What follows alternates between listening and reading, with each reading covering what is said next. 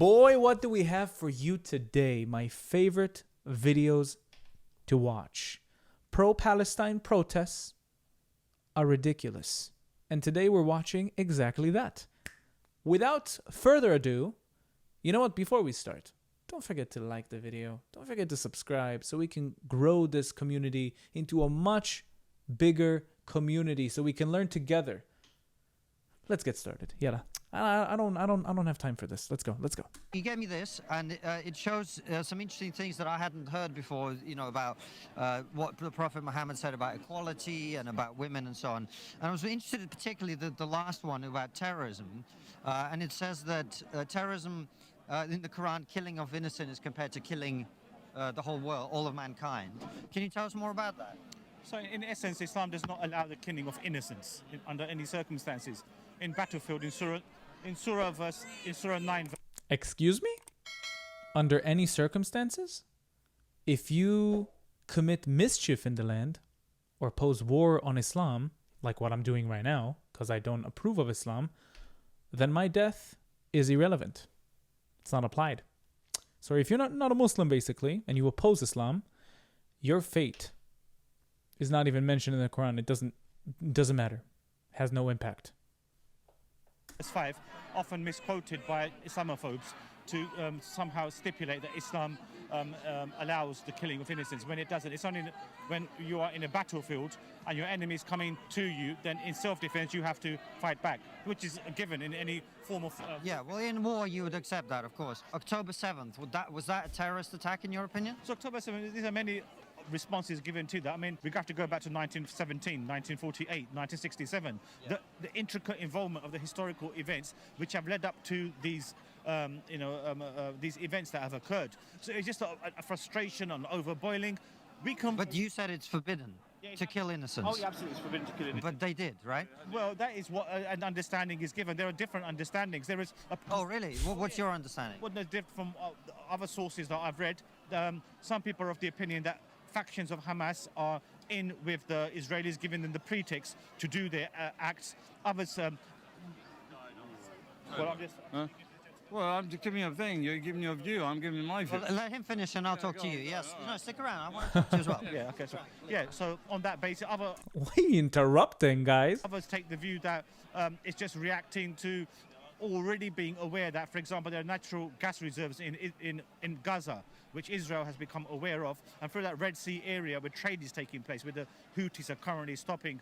So why do we need to invade Gaza if we want to get to the gas reserve if it's in the sea, in the Mediterranean Sea? Why do we need to go inside Gaza to get to the gas that, by the way, Israel found already and told the Gazans they need to develop it, but nothing happened?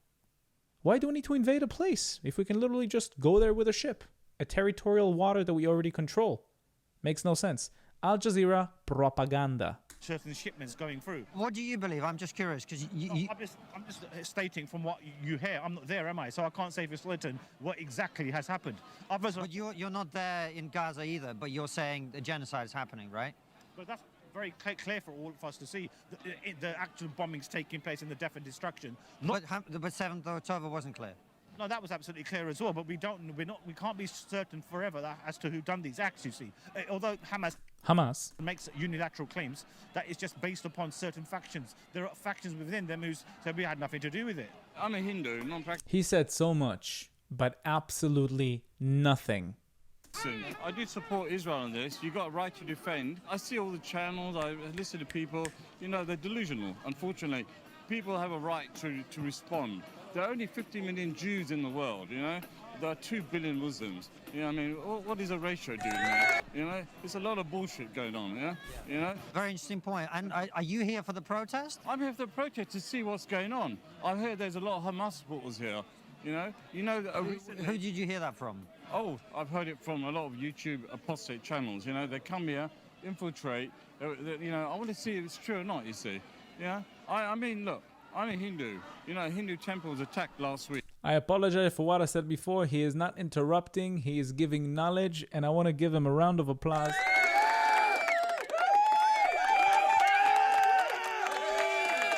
In the UK, being brave, going to protest, that are not so peaceful, this guy deserves the round of applause that I just gave him. He does. Takes balls to go to protests like this. By a Muslim guy in Wembley. You know, we're a very peaceful, successful community, far more than the Muslims, yeah? You know, you've got Prime Minister's fucking Hindu, mate. You know? So we don't get involved. Only people like me will get involved if I feel that we're being attacked as well.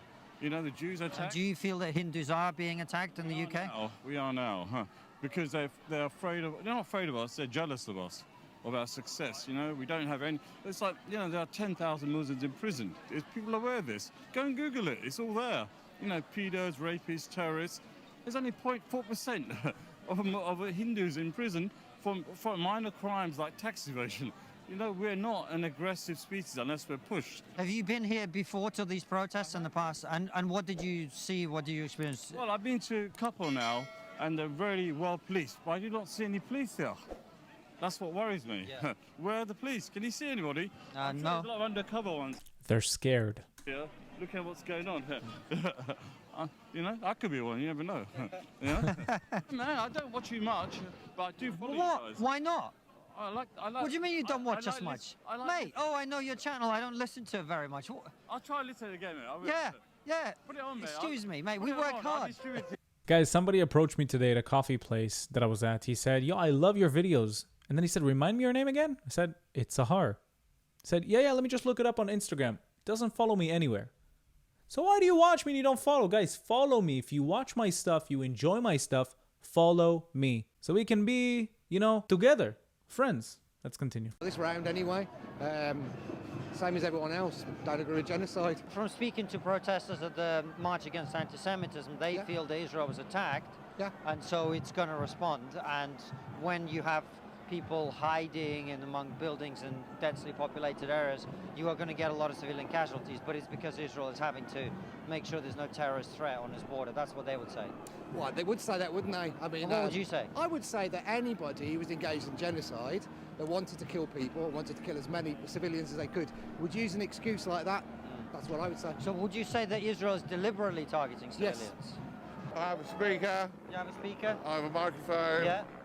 I have lots of Palestinian activists, if you can call them that. Can you give us one? Yeah. Go for it. Let's do it.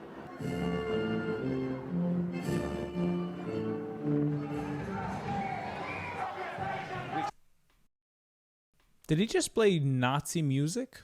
Shows their true intent. Family, this whole world's a family. Yeah. We don't care for each other. We don't have. We lose that humanistic nature, then everything's gone. Everything's lost. So we're here grieving for our brothers and sisters who are losing, who are suffering, and we're here just to show our support. Are you Sikh? Yes, it's interesting because we met a Hindu guy here who was completely very pro-Israel, but you guys clearly on the side of the Palestinians, I'm guessing. We're here for where there's injustice, you will find Sikhs. So where you find people who are downtrodden, it doesn't matter where they're from, what community from, we're for all. We believe in the oneness in everybody. So I'm sure they protested for the Sudanese that are dying by the hundreds of thousands. I'm sure they're protesting from the people from Congo. I'm sure they were protesting for them. I'm sure they were protesting for the people from Syria. I'm sure. Super convincing. They were not even there. They probably weren't even aware of these things happening. Yemen, 10 million deaths so far from hunger, starvation, from a civil war. Guys, they're bullshitting you. we will not see any difference in anybody, but where someone is being downtrodden, with the Sikhs will stand with them. We need a ceasefire right now, don't we? Yeah. So what else would I be here for? And how will that happen? How?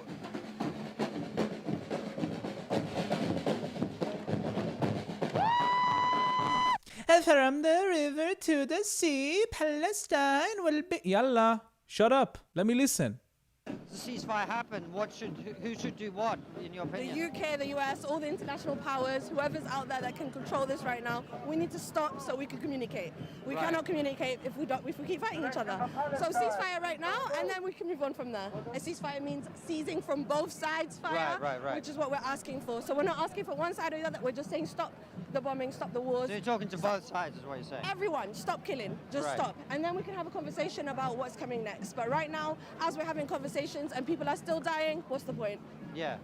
But if we stop fighting and Hamas remains in power, they'll do October 7th, 2025. They'll do October 7th, 2026, like they say they want to do. So when you yell ceasefire now, you're not actually for it. You just want the death and destruction to stop on the Gazan side, but then the cycle will just reignite next year and the following year. Delusional. I've seen you on GB News. I haven't been on GB News for like a year, but you might have done, yeah. Oh, I mean, I also speak on the BBC During the and COVID wars.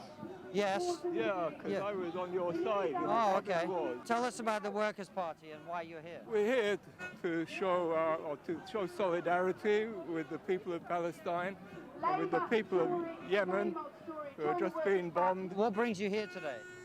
There's a reason why that Israel. For the people of Yemen being bombed, when the people of Yemen were starving and are still starving to this day, you did not give a single damn.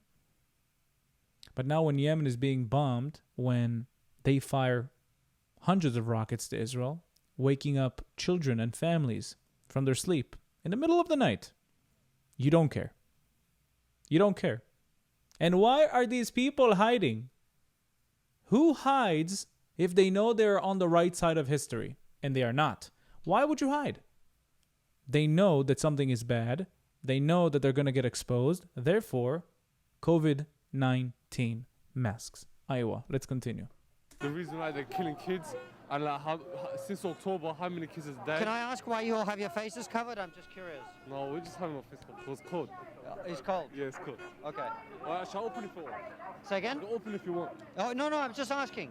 That's all. And have you been to these protests before? Yeah. Do you come regularly? The reason why we're here is because like, Israel is killing and murdering kids, and we need the world to wake up.